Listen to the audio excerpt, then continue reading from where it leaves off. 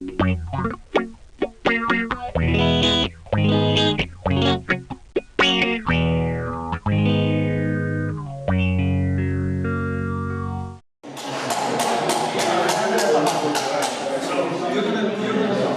you doing, Matt? I can't read the schematic and I can't read the cap value. That's only supposed to happen on Stromberg Carlson's. What is? I don't know. It's the back.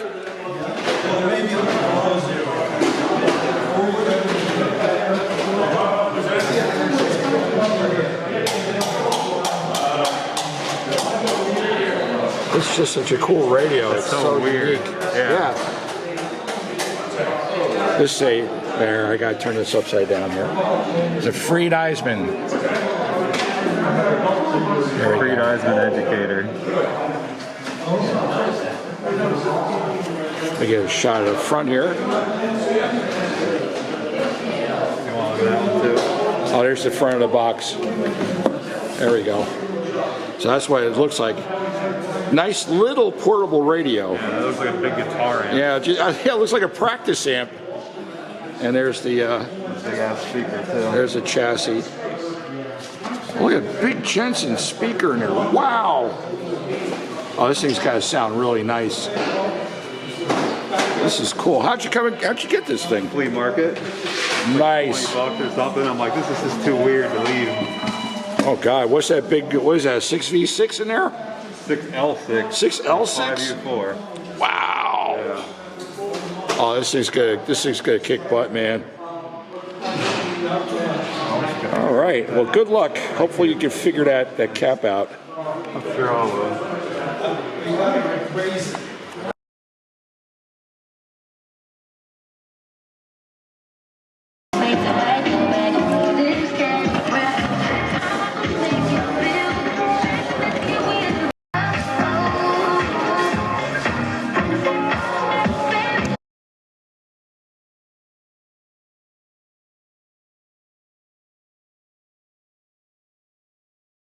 Still playing. Nothing's overheating. All right. This is a radio that I worked on. This is a Sentinel battery portable radio here. Let me go around the front so you can see. Isn't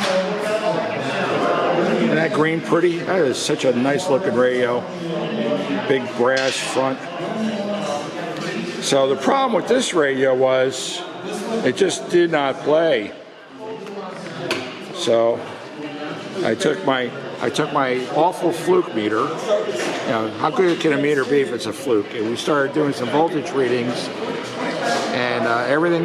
This is actually a replacement selenium rectifier,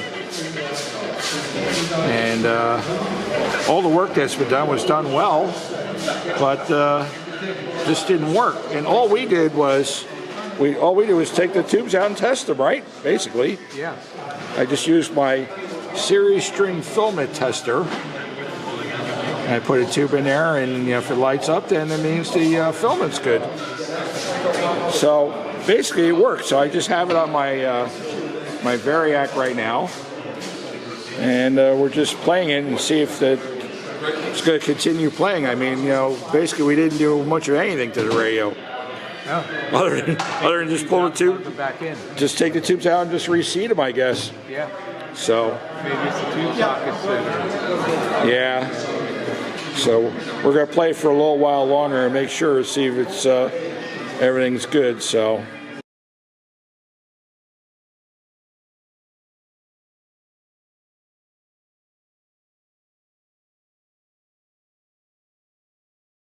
And I also bought, which I forgot Hi. this time. I'm just being nosy. Is this the what we're working on here? Yes, Zenith. Zenith? H822. Okay. Says it there. All right. One of Zenith's among the first AM FMs. Yes. This. 1949. Yep. This is a small one with. Yep. I remember that. This is the one with the eagle. on Right. the It's got a legal crest over the speaker Exactly grill. right. Yep. Well, they had excellent taste. Very nice. Oh, okay. Nice. Quigley. So we're gonna change all those sweaty caps. this guy also. So we go. Oh, to the sand resistor? We go to the, look at that, it's 1,000 ohms, just like that. I was explaining to Ken, KS is Carney specification, that's phone company stuff, Western Electric. Oh. It says WE right on it. I didn't notice WE till later, but that's, even somebody made this for them, but they made it to their... If you put that on eBay, you could probably get $10 for it. You're not recording this, are you? No. Oh yeah, come on! Anyway. This is the finished product. Yes. It's a very handsome looking radio. It's got the eagle on it. And this particular model is the beige or the ivory. Right. The ivory. Some of these, I think I remember they even had handles on top of them. Yes. So you could just kind of grab it and go. Grab and go. I see what you did there. Yep. No, they're cute little sets. And saying this is the beige case. That's You don't see that one too often. You see more of the plain brown Bakelite. Exactly right. But AM FM. See, I had one of these one time, but this guy was missing. Oh, okay. Yeah. Very nice. I've got the brown, and this is the white. Oh, this is the white one. This is the white one. Yes. I got the case in the car, as a matter of fact. Okay. This is the optional speaker cover here. Yes. That's all I had to pay extra for that one. Well, that's a speaker condom, so you don't hurt it. Exactly right. Yes. Protects it. AM FM switch. That's the tone control. Yes, that's right. That's the tone control. in front of the The AM FM switch is all over here. Exactly right. Yep. Yeah, that's the tone control. Where is exactly this right. on the set though? It's on the opposite side. It would be on over here. It's on the side of the cabinet? Yeah. Boy. And for whatever reason, they made the tone control with a white knob, or a white knob, and the others are all the black knobs. Yes. I don't know why they did that, but Well, just for contrast to make it stand out a little bit more, yes. That's all. Nice looking radio. And you get to sell some cigarettes while Yeah, you're you doing can sit that too. down and have a smoke, and That's it, and listen to your and a FM. brandy and a highball at the end of the day. And I'm coming over. There you go. When he brought it in, it was working. And then he gave it to you, and it's not. No, it was sitting here. I tried to tune it, and everything has disappeared. What's going on? Oh, were you tuning the IFs or? No, we didn't tune anything. Oh. We were just checking frequencies. Ah. It's just quick. And this is weird. It must be a union radio. They're not paying it enough. Son of a gun.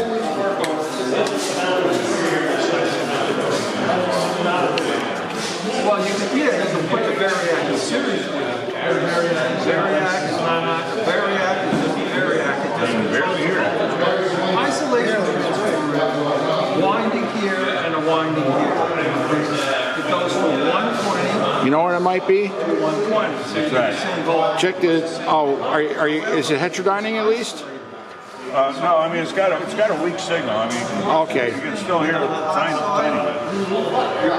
bit. Maybe the standby receive switch is 30. Flip that back and forth a few times. Yeah, we haven't done that. No? Okay. Yeah, flip some switches because sometimes you can get a dirty switch. Yeah, we were flipping the CW switch. Okay. Noise limiter. Yeah, it's very, very low. Very faint. Right.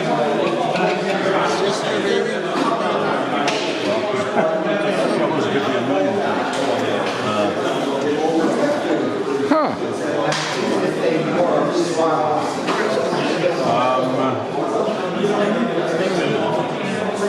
So I don't know if that's an issue. I know that when I look at this,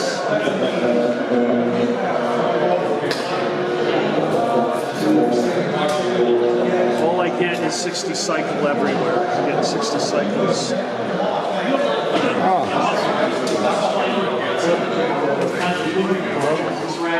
Oh, is it?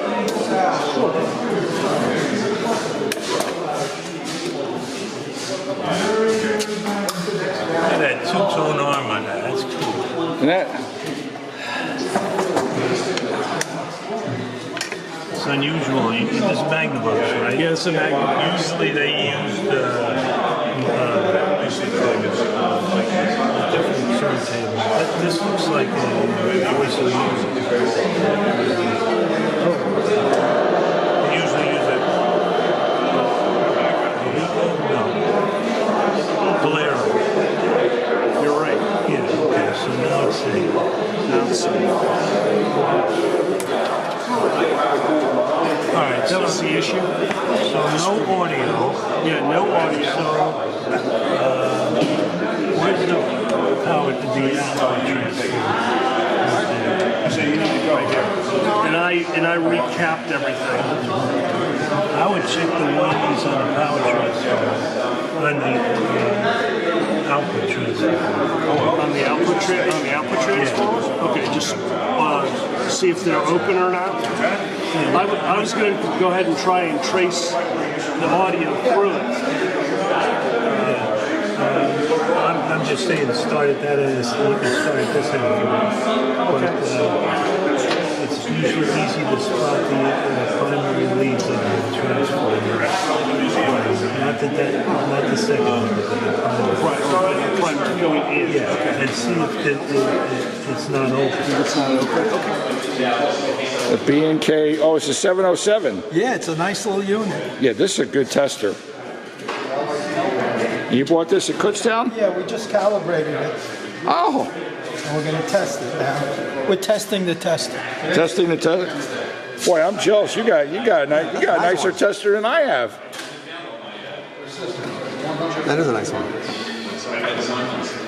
Did you do anything?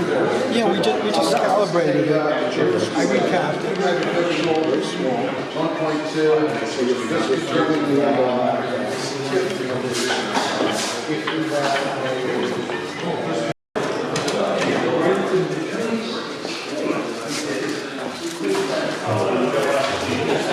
I gotta get a picture of this. That is nice. Oh, this one, yeah. Is that one of your more recent ones? Yeah, actually, I bought it as a complete. I thought it was actually larger when I got to my house. Holy shit, it's small. Yeah, that's nice. I like the multicolors. Yeah. Yeah, I bought this about a year ago. They had them on Oh, so sale. you brought all this stuff here today. Yeah, I bought everything. Oh, cool. A little bit Oh. of everything. Is that your personal? Yeah. I love those testers. Yeah, I put it in a case, the battery's in there, and look my knob here. What's that? Oh, that is cool. What's that? The picture. It's got a picture of. Oh. What's that? January 1995. Oh, it's got a picture of a. That's a G500 Yep. from 1950. That's a one-year only radio. Mm-hmm.